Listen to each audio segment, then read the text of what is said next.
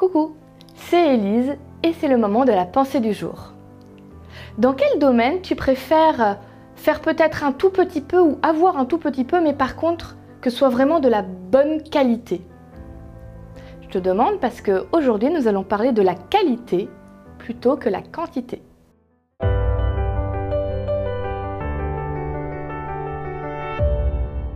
La pensée du jour se trouve dans Ecclésiaste 4, verset 8. Il s'agit d'un homme complètement seul. Il n'a pas de fils et pas de frères. Il n'arrête pas de travailler. Il a toujours envie d'avoir plus de richesses. Pourtant, il se demande « Je travaille pour qui? Je me prive de bonheur pour qui ?» Cela non plus n'a pas de sens. C'est une mauvaise façon de passer le temps.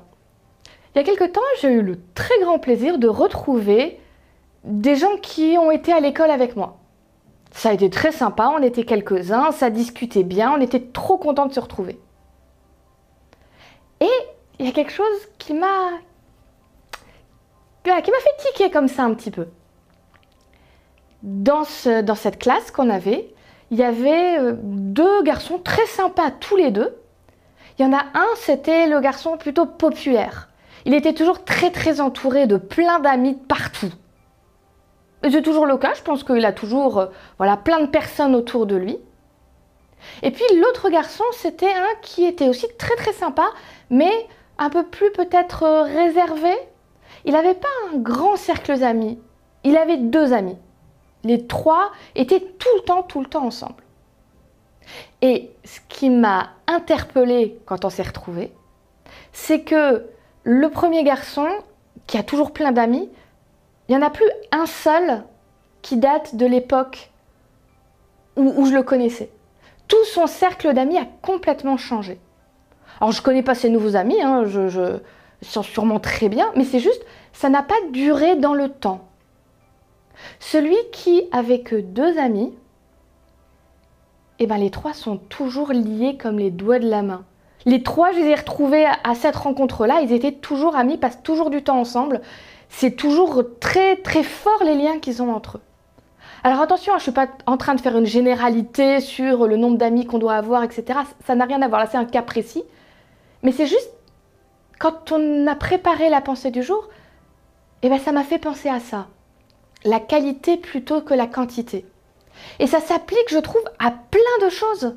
L'amitié, le travail, l'argent, même les activités qu'on peut faire pour Dieu. Il y a un moment où on va vite brasser du vent, on fait plein de choses, on fait. Un peu comme dans la pensée du jour, cet homme qui travaille, qui se dit « mais je le fais pourquoi? Parce que je me retrouve tout seul. » L'important, c'est pas la quantité, elle peut être grande ou petite. L'important, c'est la qualité. Est-ce que ce que je fais a du sens? Est-ce que ce que je fais me fait réellement du bien? Et parfois, mieux vaut commencer petit, mais petit qui vraiment va changer les choses, va me faire du bien, va faire du bien à quelqu'un d'autre, plutôt que de lancer plein de trucs, de remplir le vide. On remplit. Mais au final, ça n'a pas d'impact, ça ne change rien. Alors je voudrais te proposer de réfléchir aujourd'hui à une action. Si tu veux en faire 2, 3, 4, tu peux, mais au moins une action qui aura vraiment de la qualité, qui aura vraiment du sens et que tu peux mettre en place pour la faire régulièrement.